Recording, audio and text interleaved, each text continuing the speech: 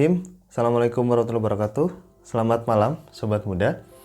Pada kesempatan kali ini di edisi Ngopi nih, aku pengen ngomongin tentang masalah pendidikan. Jadi seperti yang kita ketahui bersama bahwa setelah pemerintah kita menerapkan COVID-19 ini sebagai pandemi, maka beberapa kegiatan belajar mengajar akhirnya dilakukan secara daring atau online. Nah, dari mulai anak-anak SD, kemudian anak-anak SMP, anak-anak SMA sampai dengan kuliah, mereka belajar di rumah, yaitu dengan sistem sekolah atau perkuliahan online. Nah, tapi di dalam sebuah sistem pasti ada sesuatu yang baik dan ada sesuatu yang buruk atau masih belum sempurna gitu ya.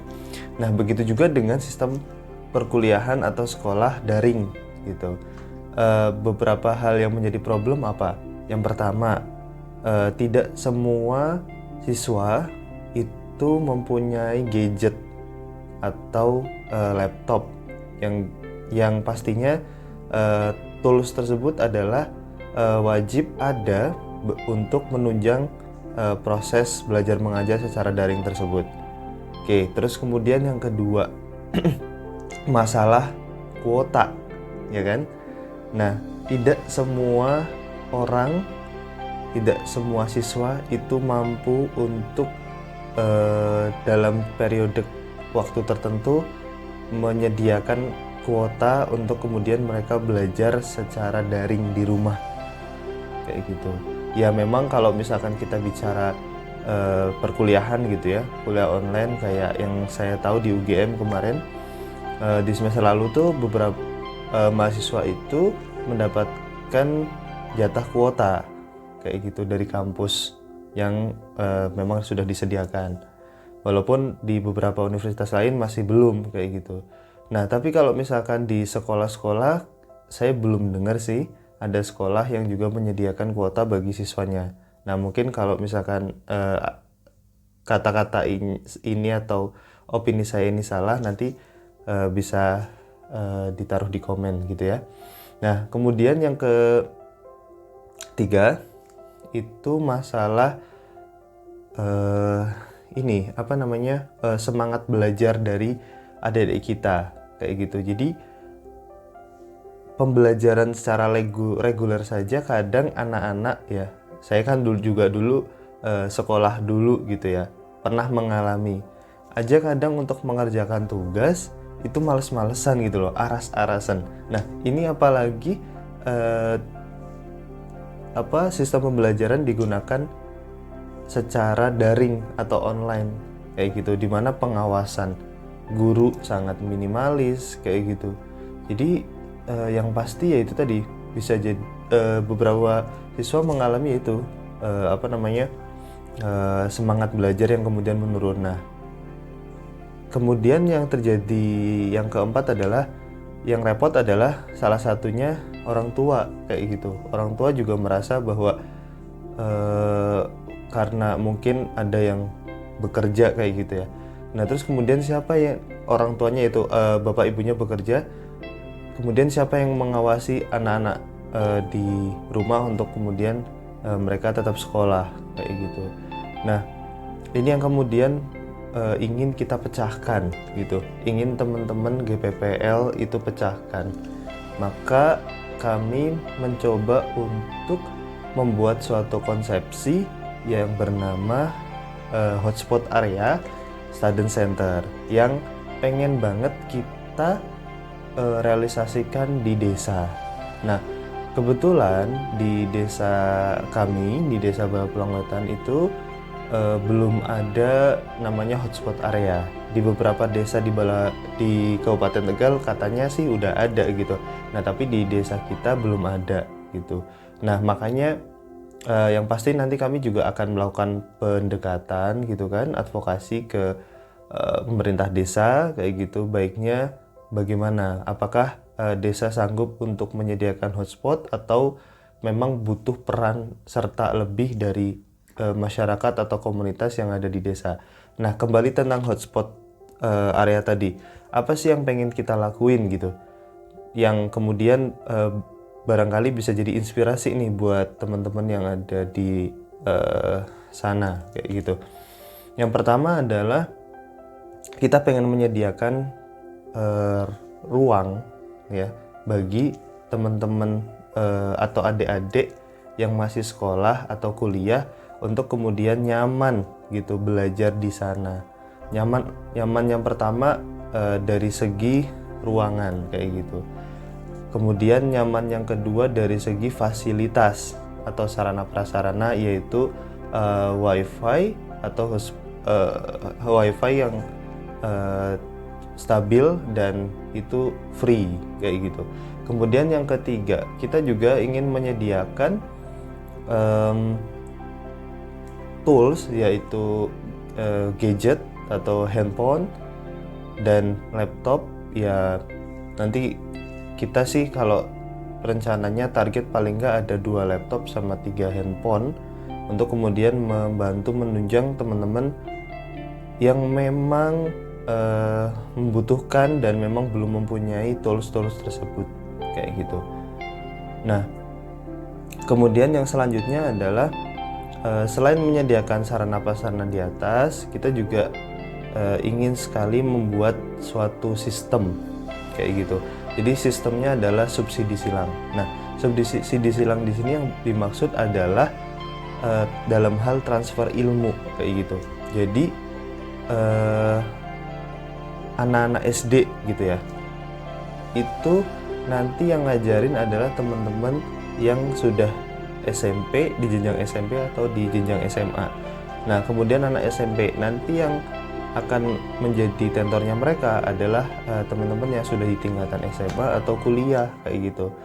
Nah, anak yang SMA nanti yang ngajarin anak-anak kuliah kayak gitu. Jadi memang mentorshipnya itu berdasarkan tingkatan atau subsidi silang gitu ya.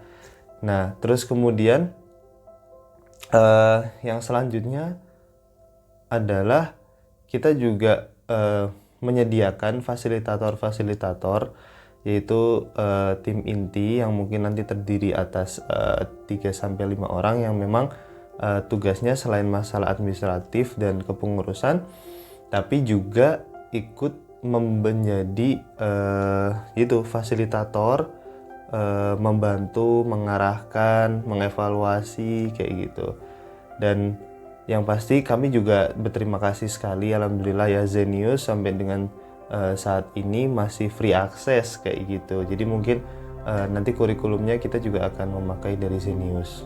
Nah, terus sistemnya gimana kayak gitu? Sistemnya jadi gini, anak-anak SD, dimana kebanyakan dari mereka itu kan kayaknya kalau di desaku sih nggak ada sekolah online ya, jadi hanya ada tugas-tugas aja. Nah, jadi gimana caranya kita mengondisikan mereka untuk tetap senang, untuk tetap gembira dalam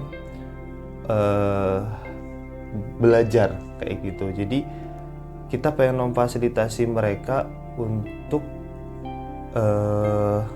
diadakan guru penggerak kayak gitu, yang dimana itu tadi diisi oleh anak-anak SMP maupun SMA ataupun yang kuliah yang nanti akan membimbing adik-adik SD ini untuk kemudian dia belajar mengerjakan tugas dan lain sebagainya.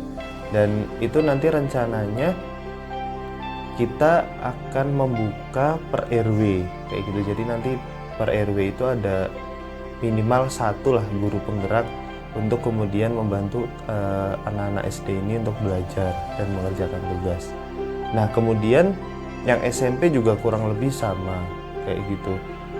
Bedanya adalah yaitu karena mereka yang anak-anak SMP dan SMA itu mereka sudah atau akan menjadi guru penggerak bagi teman-teman SD. Nah, apresiasi yang kita kemudian berikan yaitu tadi, jadi mereka itu bisa mengakses wifi gratis di hotspots area tadi dengan catatan mereka sebelumnya di pagi harinya itu sudah mengajar atau sudah membantu adik-adik SD untuk kemudian belajar atau mengerjakan tugas kayak gitu. Karena kalau misalkan SMP dan SMA di tempat kami memang hampir semuanya lewat daring kayak gitu atau online. Nah, dimana yang pasti WiFi itu kan akan sangat membantu ya, minimal mengurangi atau menghemat biaya untuk membeli kuota internet. Nah, terus kemudian bagi teman-teman kuliah juga sama gitu. Nah, teman-teman kuliah kan tadi yang saya bilang mereka juga bisa ngajarin anak SD, mereka harapannya bisa juga ngajarin anak SMP bahkan sampai SMA kayak gitu. Jadi mereka juga akan mendapatkan fasilitas yang sama, WiFi gratis. Dan kalau misalkan yang belum punya gadget atau udah punya tapi gadgetnya ini masih kentang gitulah istilah zaman sekarang ya, mereka juga bisa mengakses smartphone atau laptop yang nanti kita sediakan di hotspot area tersebut kayak gitu.